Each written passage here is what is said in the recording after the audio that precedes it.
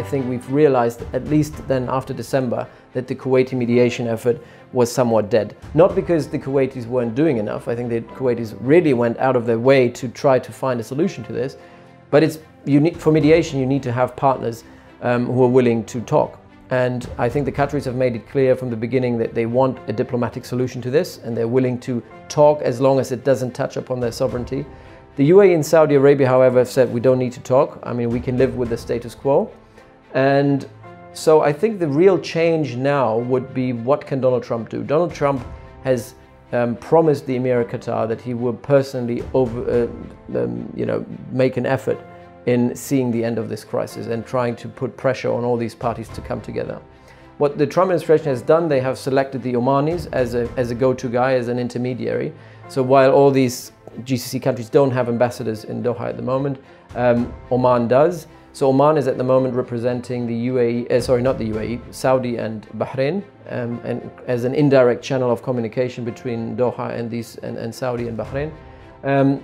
Greece, I think, is representing the Egyptians.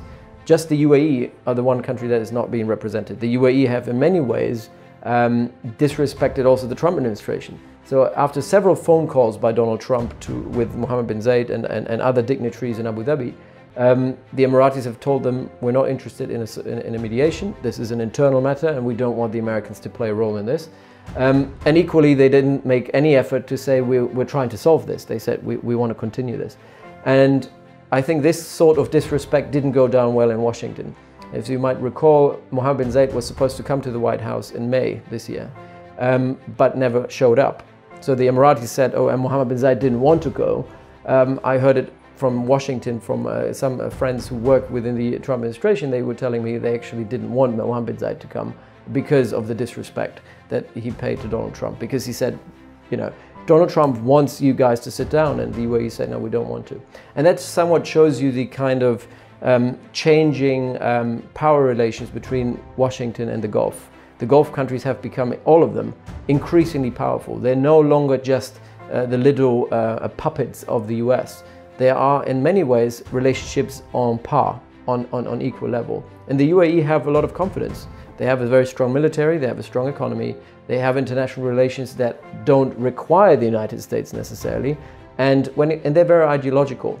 So their fear, their paranoia about terrorism and their paranoia about Iran, in Abu Dhabi in particular, tells them that, you know, we will not compromise. They've compromised in 2014 during the last Gulf crisis, and for them, in their point of view, nothing has changed. So now I think they say we're unwilling to negotiate and we're unwilling to mediate. So I think a way out of this kind of stalemate at the moment is concentrating on Saudi Arabia. I think Saudi Arabia has a lot more to lose from this crisis than the other countries. I'm not talking about Bahrain the whole time. The reason is that, you know, the Bahrainis have not had their own foreign and security policy over the last couple of years. So they will follow the Saudi model. Whatever the Saudis suggest, the Bahrainis will follow. And that's why nobody concentrates on the Bahrainis. The Bahrainis actually, from interpersonal relationships, I think the Bahraini government, surprisingly, is not 100% behind this crisis.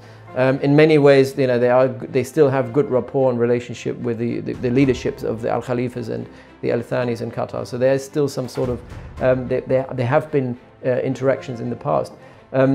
So the focus should be now on Saudi Arabia, because if you get Saudi Arabia to change their position and make a concession towards Qatar, Bahrain will follow, possibly Egypt will follow. Because Bahrain and Egypt are bankrupt countries that do require financial bailouts from Saudi Arabia, or the Emirates.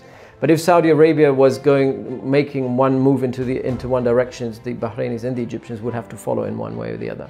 Plus, the Saudis are under a lot of financial pressure. They need to reform. They have huge government debt accumulating every year. All the efforts that Mohammed bin Salman was trying, the NEOM and attracting foreign direct investment, were initiatives that for now have been very unsuccessful. If you look at the foreign direct investments that came into Saudi Arabia last year, that were at a 10-year low. So the economic, they need Qatar as a partner. Qatar could potentially invest in Saudi and help the Saudis bring up their economy. And I think the Saudis also need the support of Donald Trump. They can't afford losing Donald Trump in the same way that the UAE might be able to afford losing Donald Trump. And that's why I think that the entire focus of diplomacy and mediation should be now on the Saudis. The Emiratis, I think, will be the biggest, the toughest nut to crack. I think for the time being, there is no sense of trying to even realize that the crisis is counterproductive. The Emiratis can sustain this indefinitely. They can sustain the cost of the crisis indefinitely, and also the damage that's been done on local businesses indefinitely.